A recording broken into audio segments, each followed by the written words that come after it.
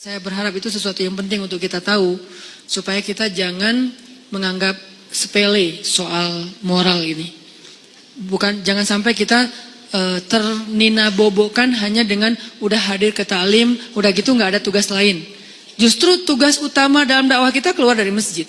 Kalau di masjid kayak nggak ada challenge-nya, duduk dengerin, nggak nyaman mungkin senegatif-negatifnya akhlak kita di masjid apa? Ketiduran.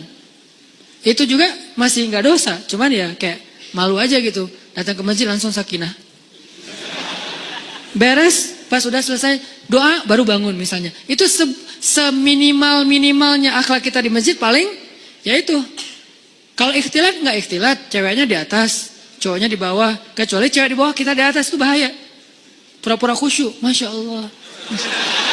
Nah, ini enggak. Kalau cewek di atas, cewek lebih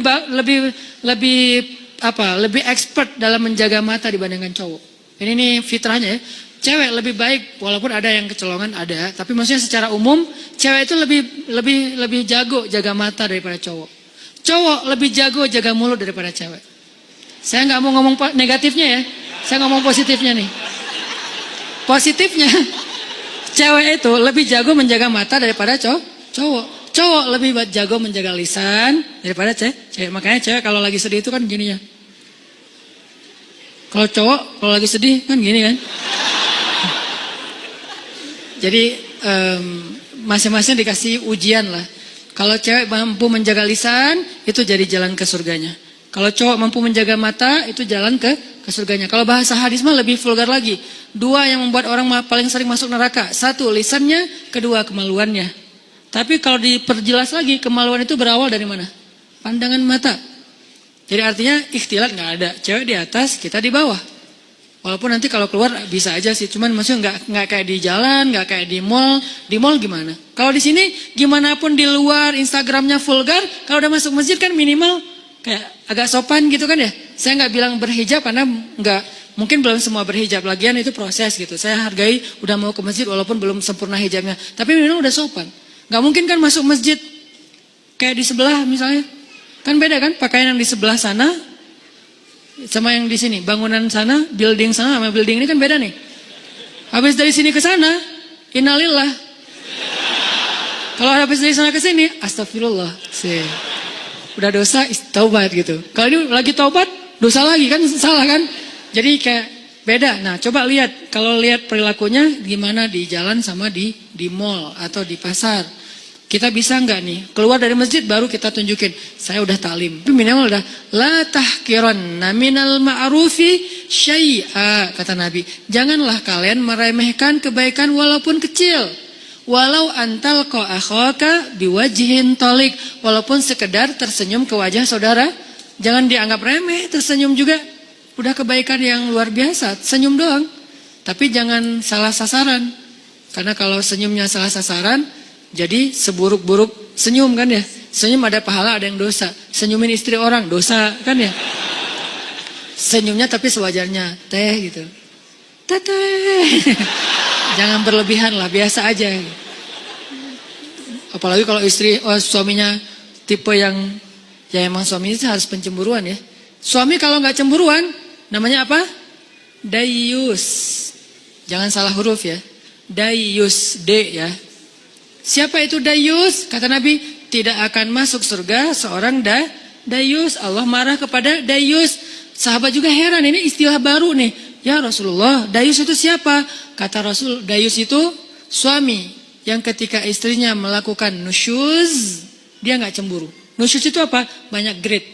Grade yang sederhana dalam nusyuz, istrinya misalnya chat lebih dari jam yang ditetapkan. Misalnya kayak agak menurut saya berlebihan lah. Seorang cewek chat sama cowok yang bukan muhrimnya, bukan karena darurat, jam 11 malam. Harusnya batasnya jam 10 malam. Ini SOP ya buat cewek-cewek. Jangan chat ke cowok yang bukan muhrim kita lebih dari jam 10 malam. Chat itu kan jaringan pribadi kan, diterjemahin japri lah. Panjang amat. Chat itu kan japri. Jadi kita kayak ngobrol berdua, nggak darurat, kecuali darurat ada urusan penting, urusan kerjaan, urusan sosial, urusan apa lagi. Tapi bukan modus. Nanti jangan lupa ya sebelum tidur baca 100 ayat. Soalnya kata Nabi, pakai bawa Nabi lagi ya. Siapa yang sebelum tidur baca 100 ayat, maka dia dicatat sebagai orang yang tidak lalai, kan gitu kan? Karena siapa yang selalu dalam keadaan zikir berarti Allah ingat dia. Fadkuruni adkurkum, berarti siapa yang sebelum tidur baca 100 ayat, Allah ingat dia sepanjang dia tidur, sehingga dia tidur dalam keadaan diridhoi oleh Allah. Ya, jangan lupa ya baca 100 ayat. Oh ya, surat apa? Bebas, yang kamu udah lancar aja. Atau kalau misalnya kamu ngantuk, aku aja bacain mewakili kamu. Apa gitu kan ya? Nah, ini namanya modus. Jangan di follow yang kayak gitu-gitu. Oke, jadi jangan lebih dari jam 10 kecuali darurat. Nah, suami yang gak cemburu istrinya chat terus cekikikan, terus emotikonnya guling-guling apa. Nah, ini enggak benar nih. Berarti dia udah mulai kena penyakit dayus, harus cemburu. Enggak ada apa-apa kok. Bukan kita curiga sama istri kita atau sama cowok itu. Kita enggak suuzon sama mereka berdua. Kita suuzon sama setannya. Mereka dua-duanya orang soleh. Yang satunya ustadz lagi tuh. Ustadz, saya lagi sedih nih. Hati-hati, ustadz juga manusia. Saya dipanggil ustadz. Ustadz pernah tergoda? Hampir. Untung, astagfirullahaladzim. Wudu gitu. Tapi nyesel, kenapa nggak disambung 5 menit lagi? Ustadz juga manusia. Jangan mengkultuskan ustadz. Ustadz mah insya Allah nggak apa-apa. Jangan. Kita nggak curigain ustadz, kita nggak curigain ceweknya. Kita curigain setan yang ada di antara mereka. Dan setan itu yajri majrad dam, mengalir di dalam aliran darah kita. Dia tahu banget kelemahan kita di apa. Ada yang kelemahannya emotikon, dia tahu. Akhirnya dibisikin, lo bilang ke orang yang ada di dalam yang lo sembunyi di tubuh dia. Kan setan kayak saling hati-hatian gitu kan. Roger gitu apa. Setan kan saling kontak-kontakan kan, mereka live terus online. Lo di tubuh dia, gue di tubuh dia ya. Ya udah, kita bagi tugas. Kelemahan dia apa? Emotikon. Emotikon yang mana? Yang guling-guling, yang berdarah-darah air mata. Akhirnya, aku lagi sedih nih, habis dimarahin suami. Oh, biasa itu ujian rumah tangga. Mulai curhat. Lama-lama, kok Ustadz ini enak diajak curhat ya? Nggak seperti suami saya mah orangnya cuek. Kalau Ustadz orang pengertian, dia bisa menghibur saya, Masya Allah. Jadi nyaman, nggak ada pikiran macam-macam, nyaman doang nih. Nyaman chat, ada masalah lagi, chat lagi sama Ustadz. Dan Ustadznya juga kayak, awalnya juga berbaik hati. Kasihan juga mau ngasih motivasi, biar kasih hadis, ngasih ayat. Tapi udah jam 10 Ustadz. Ini udah jam 10, udah nggak boleh lagi urusan privasi. Kalau mau chat kan bisa besok. Pagi-pagi habis subuh, Ustadz mohon maaf. Kalau perlu bahasanya kaku. Nggak ada titik-titik, nggak ada koma. Udah aja kaku. Kalau perlu semuanya kapital. Saking kakunya gitu. Jangan ada yang dikasih bunga-bunga, titik-titik panjang. Terus misalnya hurufnya didobel-dobelin gitu. Ustadz. Bahaya. Ya. Ini jarang kan Ustadz buka kartu kan? Bahaya. Karena ada ustadz yang jadi korban ada, tapi kita nggak boleh menjudge. Yang mana ustadz? Itu ya ustadz. Enggak, saya nggak mau menjudge ya. Tapi ada kasusnya, ada aja. Ini nih dunia fitnah kan? Kita kan ngelihat ustadz itu suci di atas mimbar, di belakang mimbar, ya gitu deh. Ya manusia maksudnya, manusia sama kayak kita, kelemahannya sama.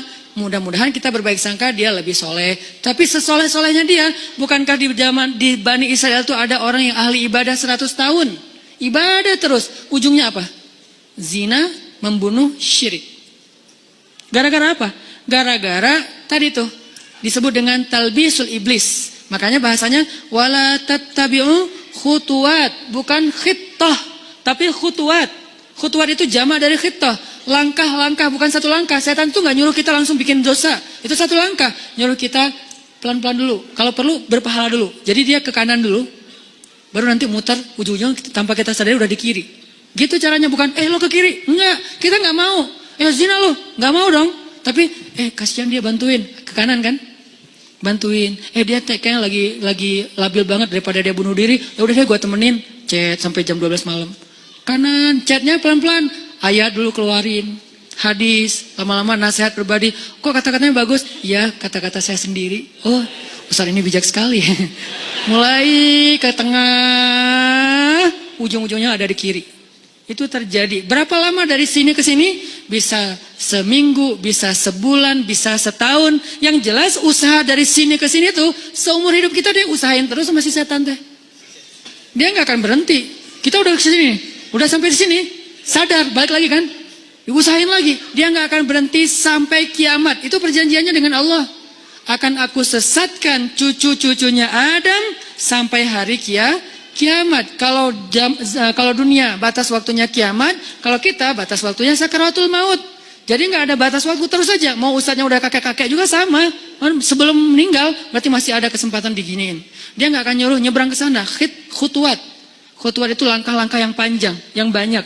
Mungkin 1000 langkah, mungkin 2000 langkah. Yang jelas goalsnya ke sini nih. Tapi langkahnya ke kanan dulu. Itu talbis namanya. Talbis itu tipuan.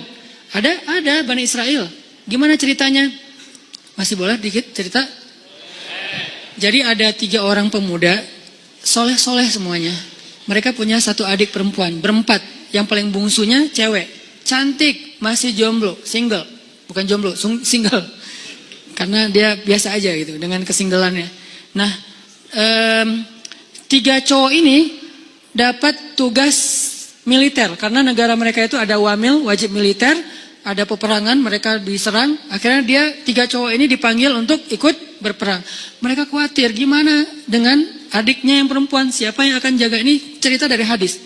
Bukan fiksi. Bukan fiktif. Fiksi beda lagi. Bukan fiktif gitu. Cerita dari hadis. Nah, karena mereka nggak tahu gimana cara ke siapa harus menitip adik perempuannya, keluarganya di luar kota, nggak ada yang di situ, susah gitu. Pokoknya intinya nggak ada yang mereka percaya selain seorang ahli ibadah yang ada di negeri mereka. Cuman beliau ini nih yang paling soleh, paling amanah, paling baik. Bukan ustadz biasa lah, ustadz legend lah ya. Udah senior banget lah ya. Nah akhirnya mereka sepakat bertiga, kita titipin aja adik kita ke syekh itu. Datanglah ke syekh ini.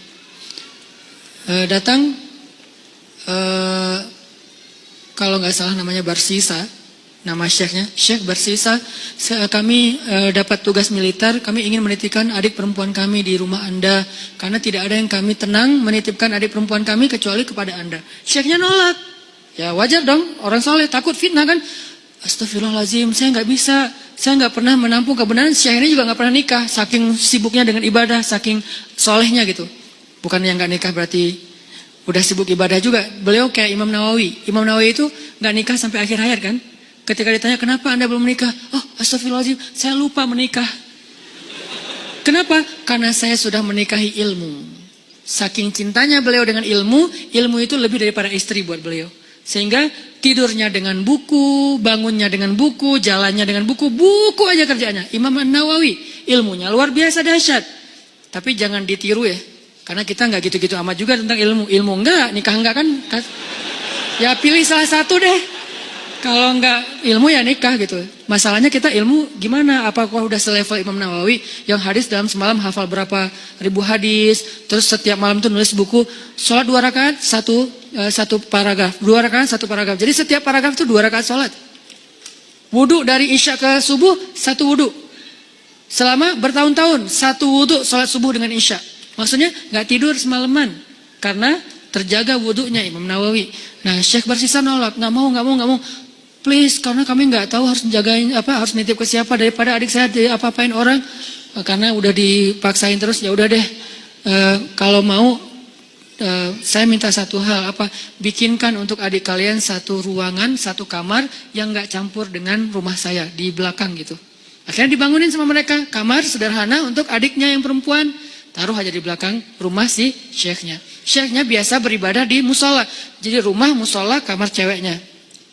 Jarak musola dengan kamar ceweknya terhalang oleh rumah syekh. Jadi agak berjarak gitu. Udah pergi mereka berjihad. Hari-hari pertama syekhnya nggak pernah berkomunikasi 1 patah kata pun dengan si cewek ini. Karena diamanahin nafkah, kebutuhannya, akhirnya dititipkan uang, syekh ini ke pasar beli roti, setiap pagi taruh roti di depan pintunya, balik lagi ke musola zikir, astagfirullah. Si perempuannya tahu jam udah ada roti di depan pintu dia buka, ambil roti, makan di dalam. Nggak pernah komunikasi. Sehari, seminggu, Minggu kedua mulai datang setan. Yuwaswis fi sudurin, harus pakai perasaan, bukan pakai logika. Perasaannya yang diusik. Kasihan juga tuh cewek kesepian. Masa nggak disapa sama sekali, ntar dianggap sombong loh. Ya sapa sederhana aja, nggak usah berlebihan, cuman sehat gitu doang. Oh ya udah, titipin roti. Assalamualaikum, sehat teh? Sehat Ustadz, alhamdulillah. Oh ya, pergi aja. Gitu doang. Jadi kayak japri, sehat, udah. Nggak pakai emoticon. Jadi benar-benar kayak tiis aja gitu kan ya, dingin aja, nggak ada apa-apa gitu. Zikir astagfirullahaladzim.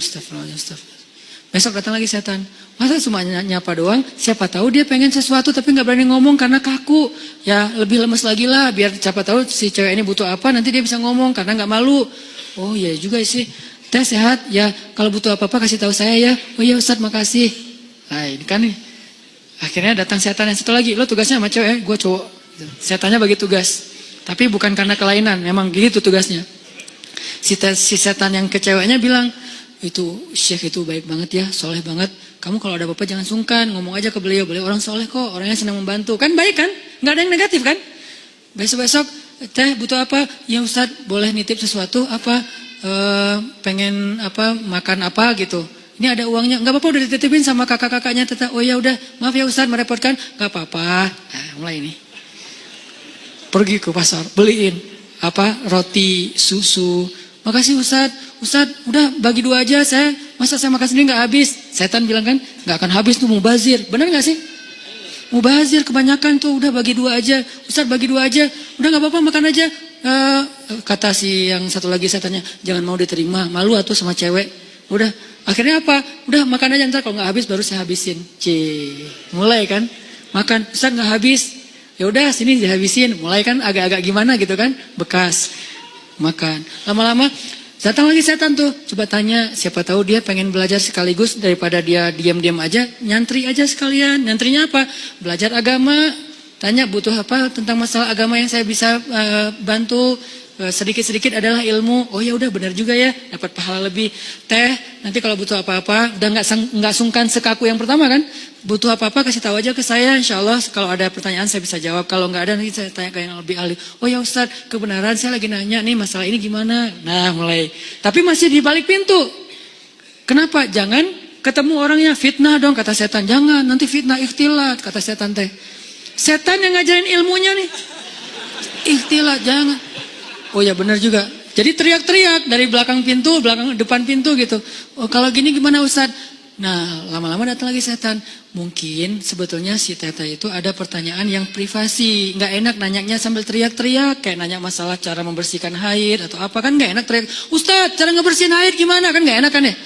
Ya udah kamu lebih dekat lagi, duduk depan pintu, jangan berdiri. Duduk aja depan pintu, baru ngobrol. Ya udah teh, kalau Teta butuh tanya apa-apa, saya insya Allah siap jawab. Ini nggak perlu teriak-teriak. Oh ya Ustadz di balik pintu. Sama-sama duduk di pintu tapi masih kehalang, pintu tertutup. Datang lagi besoknya setan. Apa kata orang ngelihat kalian ngomong kayak gitu, satu dalam satu di luar tapi duduk di pintu, kan jadi fitnah. Ntar dikira semua orang ada apa-apa. Lebih baik masuk ke dalam biar nggak ada yang ngelihat. Tapi pintunya dibuka. Awas jangan ditutup, ntar digoda setan. Lah ngomong setan. Nah ini setan nih, talbis. Makanya ada buku tebal ya, judulnya Talbisul Iblis. Tipu daya, tipu muslihat iblis. Gitu, dibawanya ke kanan dulu, baru ujung-ujungnya ke kiri, tanpa disadari. Tapi buka pintu ya. Oh iya juga ya, nggak boleh tutup pintu, ntar jadi ikhtilat lagi. Ntar setan lagi. Padahal dari tadi juga setan. Udah, teh, boleh di dalam aja, nggak enak dilihat orang. Oh ya Ustaz, nggak apa-apa. Yang bagian ceweknya bilang, nggak apa-apa, dia orangnya amanah, nggak usah khawatir. Gitu kan? Udah aja duduk dekat pintu, tapi udah di dalam ruangan. Ngobrol, udah ketemu orangnya, beda udah pasti. Pertama, cewek ini nggak pernah kenal dekat sama cowok. Kedua, Syekh ini nggak kenal dekat sama cewek. Ini adalah kali pertama mereka berinteraksi lawan jenis dan dekat sekarang. Nggak ada siapa-siapa. Mulai bercanda. Jangan kaku-kaku amat, dah tuh ngantuk taklim teh. Kasih candaan dikit. Ya, udah mulai canda, jadi akrab, jadi hai. Malu dilihat orang, masa bercanda tapi kelihatan orang. Udah tutup aja pintunya kan udah saling kenal, udah saling percaya. Tutup pintunya, ngobrol. Nauzubillah, terus dekat Sampai akhirnya curhat si cewek ini. Namanya manusia pasti semuanya punya masalah kan. Akhirnya dia berani curhat. Ustadz, saya udah anggap Ustadz sebagai keluarga saya percaya. Boleh saya curhat masalah pribadi? Curhat. Curhat, buka. Waktu itu masih syariat hijab, cadar, buka cadarnya. Langsung udah lihat wajahnya, udah kemana-mana, udah setan teh. Setan yang datang udah bukan lagi bab ini. Setan kan gonta-ganti, sesuai dengan kapasitasnya. Sekarang bab yang lain lagi, datang setan yang ahli di bidang yang lain. Udah, terus saja sampai mereka akhirnya udah akrab, udah tahu semua cerita-ceritanya. Nangis, ceweknya nangis, senangis-nangisnya. Datang setan romantis. Kalau yang pertama gak ngerti romantis, taunya fikih. Kalau sekarang setan jangankan setan, manusia aja ada yang kayak gitu. Dulu Snok Hogranya yang di Aceh tuh, dia hafal ribuan hadis, hafal Quran 30 juz hanya untuk merusak masyarakat Aceh dengan berstatus ulama kan ya. Itu manusia loh, apalagi setan yang udah lebih legend lagi tuh. Akhirnya setan romantis datang. Kalau cewek lagi nangis kayak gitu jangan didiemin, kasih bahu. Nanti kalau dia tersinggung gimana? Gak akan tersinggung. Cewek kalau lagi kayak gitu dia gak akan tersinggung. Dia pasti positif. Jangan kasih bahu pas dia lagi ngomongin masalah agama. Kasih bahu pas dia lagi nangis, lagi emosional. Itu pasti dia akan terima. Oh gitu ya? Udah Neng. Nah mulai nih akrab, usap-usap. Jadi nauzubillah akhirnya mereka berzina. Udah di sini kan? Udah berzina. Berzina sekali karena udah terlanjur dosa lah. Kagok udah kagok kan? Udah aja, biasa aja gitu. Udah dosa juga gitu. Jangan manggil Syekh lagi lah, manggil A aja.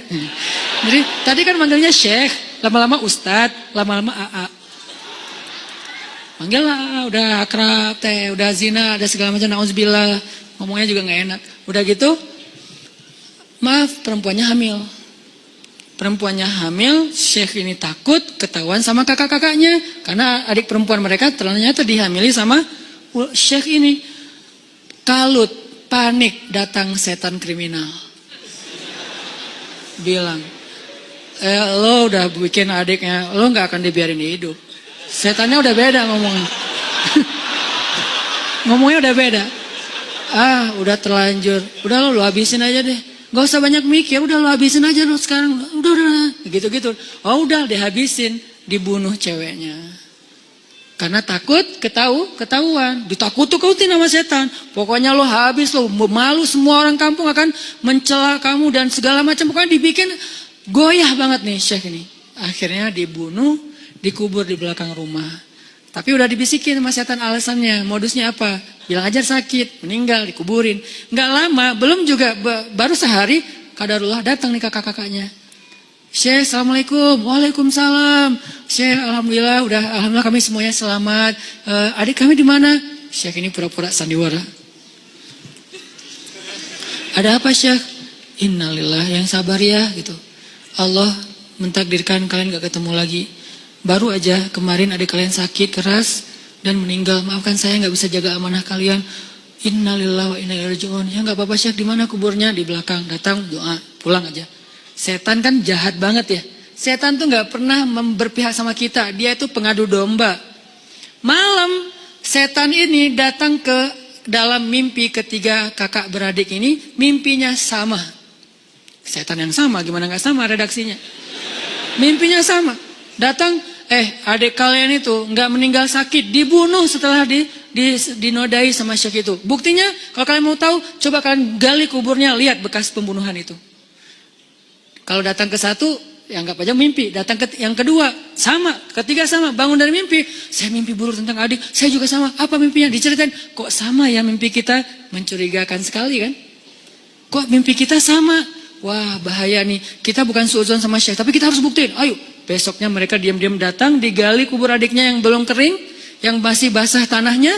Benar ada bekas pembunuhan dan dia dalam keadaan hamil. Syekh ini langsung dibawa ke pengadilan, dikeroyok sama massa, dibawa ke pengadilan, diputuskan hukuman mati. Di tiang hukuman mati, sebelum dia mati, datang setan yang terakhir. Setan yang paling banyak ilmunya, ulamanya setan.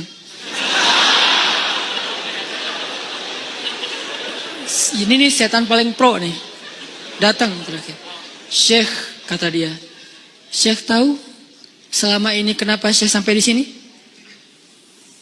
Yang membuat Syekh sampai di sini tuh saya dan geng. Saya and the gang. Kita yang menggoda Syekh dari awal mau menerima cewek itu, kemudian ngasih roti, kemudian mau menyapa, kemudian mau fatwa, kemudian duduk di dalam rumah, kemudian menutup pintu sampai berzina, membunuh dan seterusnya, berbohong, itu semuanya kami. Dan sekarang kamu udah gak bisa ngelak. Hukuman sudah ditetapkan, masyarakat sudah benci sama kamu. Satu-satunya cara kamu selamat sekarang adalah cuman kami yang bisa nolong kamu, karena kami yang mencelakai kamu. Gimana cara saya bisa selamat? Tunduklah ke saya. Sujud. Kalau kamu sujud ke saya, maka kamu akan kami selamatkan. Ini kesempatan kamu yang terakhir. Itu pedang untuk membancung dia itu udah siap. Orang kayak gitu kan labil banget. Akhirnya dia sujud, dia mengakui setan itu sebagai Tuhan, dipancung, matilah Syekh ahli ibadah 100 tahun ini dalam keadaan pembunuh, pezina, pembohong, dan syirik. Kenapa bisa kayak gitu? La tattabi'u khutuwatis syaitan. Janganlah kalian mengikuti langkah-langkah setan. Dia nggak akan langsung nyuruh satu langkah ke kiri, dia nyuruh ke kanan sekilo, jauh banget ke kanannya. Sampai gara-gara setan kita jadi ahli ibadah banget.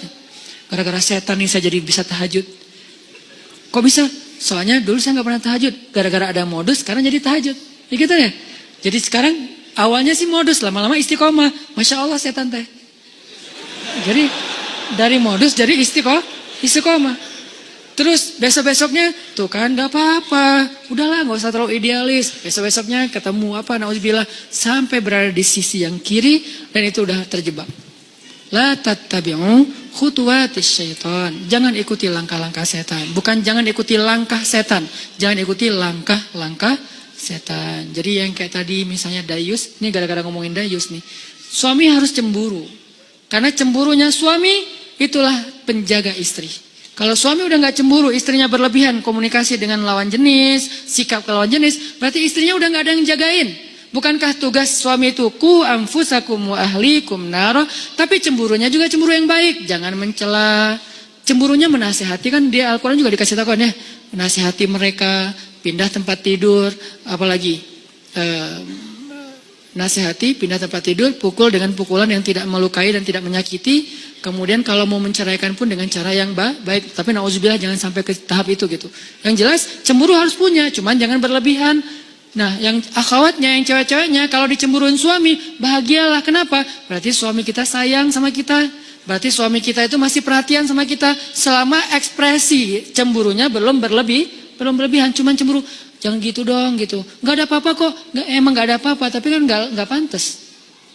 Nah ini nih yang kayak gini-gini nih, kayak komunikasi japri, di grup, pas ketemu orangnya atau apapun, ini harus terjaga. Ini nih tadi yang bab dayus ya, ini juga sesuatu yang behavior. Ini kita rubah pelan-pelan, mudah-mudahan nanti kita akan melihat Bandung dan Indonesia, anak mudanya yang menjadi wajah negeri ini, sudah memiliki behavior seorang Muslim yang mungkin, yang pastinya terilhami, terinspirasi dari sosok orang yang paling ideal di antara manusia, yaitu Rasulullah Sallallahu Alaihi Wasallam.